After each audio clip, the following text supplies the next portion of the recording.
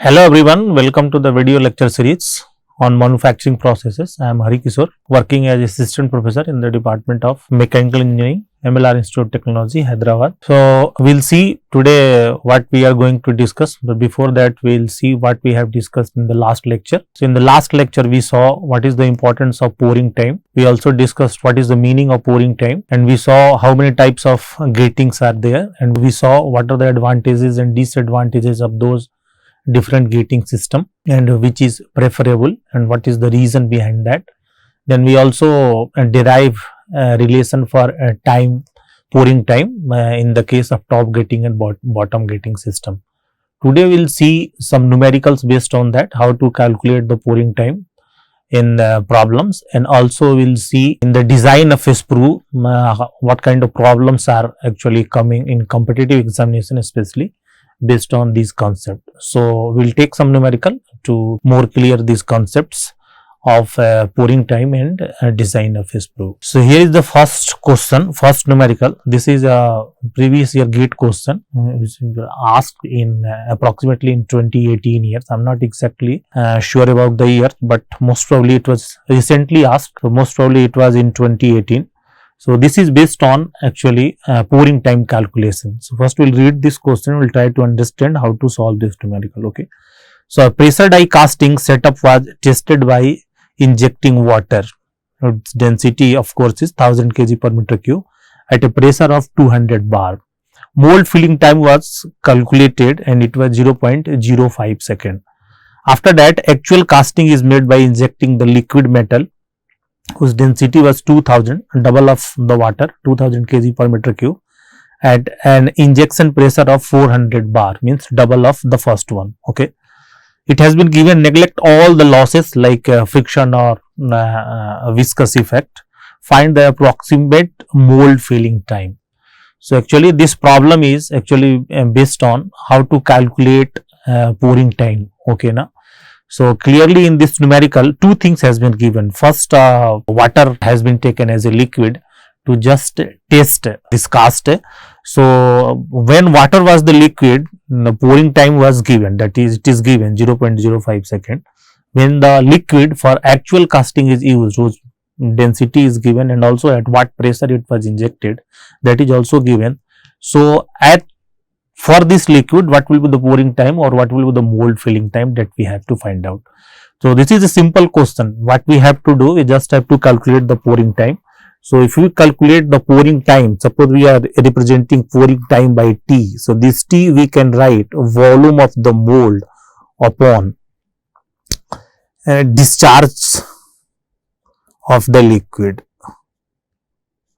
discharge, and we know this discharge is nothing but, so this is Vm, volume of the mold, and discharge is nothing but area into velocity. Okay. So, here in for one liquid, that water that has been used to test this, all the value has been given. So, if we are taking that one as T1, so we can write T1 upon T2, means pouring time or mold filling time for water upon pouring time or mold filling time of the given liquid. Ratio of these two will be this Vm1 upon, we can write area A1 into V1 upon, if we take this one Vm2 upon, we can write area A2 into V2. So, here in this numerical, mold cavity is same, that means volume is same. So, Vm1 and Vm1 and this Vm2, this will be cancelled out because mold we are not changing. In same mold we are pouring the liquid, we are just changing the liquid. Also, area of cross section is not changed, this is also same. So, what can we write? This one V2 will go on the top. So, this will be simply V2 upon V1. Now, how to calculate this V2? If you remember in last lecture, we have seen how to calculate this velocity, and also I explained this with the free fall. Okay, na? So, if liquid is coming down, it's like a free fall. So, if we calculate this velocity, so directly I am writing this value here, we can write this 2gh1, the height, upon this 2gh2. So, sorry, 2gh2 upon 2gh1. Simply this is height, and this 2g and 2g will be cancelled out. So, we can simply write this one h2 upon h1. Now what we have to do, we have to find out this value H2 H1 in terms of pressure. This is not an independent value. So we know that in the case of hydrostatic, we can write pressure P is equal to, rho GH. We can write this one, where rho is the density of the liquid, G is acceleration due to gravity, and H is the height of the liquid column. So from here we can write the value of H. We can write H is equal to P upon rho G. So this value we are going to put here. So what we can write? We can write this one. For H2 we can write P2 upon rho 2 into G under root upon, here we can write under root, and this will be P1 upon rho 1 into G. Okay. So we will go at the next slide and we can write simply V2 upon V1, that was actually T1 upon T2, and this is coming out. If we will take this one, so this will go, this G and G will be cancelled out. So finally it will be, what it will be, P2 upon rho 2, we can write under root P2 upon rho 2 upon this is P2 upon rho 2, and this one P1 upon rho 1. So this one we can write P2 into rho 1 upon, this one will be P1 into rho 2. Now what we will do, we will just put the value. So what is the value? What is P2? So P2 here is 400 bar. So we can write this 400 into, what is rho 1? This is 1000. This is density of water, upon here this P1 is 200 bar into this rho 2 is 2000. Okay. So from here we can see this is 2 and this is also 2. So these 2 and 2 will be cancelled out. So this will be simply under root 1, means 1. And this T1 is given in the problem, that is 0.05 second upon T2, and this is equal to 1. This implies T2 is equal to 0.05 second. That was actually asked in this numerical to find out. So what we are finding out here, that if we are using liquid water, that pouring time was 0.05 second. If that water is replaced by a liquid which is having density just double of that one, means water, that is 2000 kg per meter cube, and the pouring temperature was also doubled. So this value comes out same for both, and that is obvious also. If you will see this relation, we can see from here density is inversely proportional and pressure is directly proportional. Okay. So as we are in second case, we are increasing the density, and density is inversely proportional, and pressure also we are increasing. So both things will nullify each other, and pouring time will remain same. So this is the value. You can see from this numerical, it's not a tough, it's a very, and this was actually asked in GATE exam in 2018. It's a very easy numerical. If we know the basics, we know the fundamental, easily we can solve this one. So this was based on pouring time or mold filling time. We will take one more numerical based on the design of the sprue, and try to find out what will be the answer of that one. So this is the numerical. This one is actually based on the design of the sprue. So how to solve this one, we will see this one. Okay. So a sprue in a sand mold has a top diameter of 20 mm. So suppose this is the sprue, and this top diameter has been given, this diameter has been given, and it has been given 20 mm. Okay. And the height of 200 mm, this height has been given in the problem, this is actually 200 mm. Okay. The velocity of the molten metal at the entry of the sprue, at this point the velocity is given 0.5 meter per second. Velocity at this point is given. That simply means that above this there will be pouring basin. This pouring basin, okay, liquids coming from here and going inside this one. So that velocity is given. This is pouring basin. Pouring basin. Okay.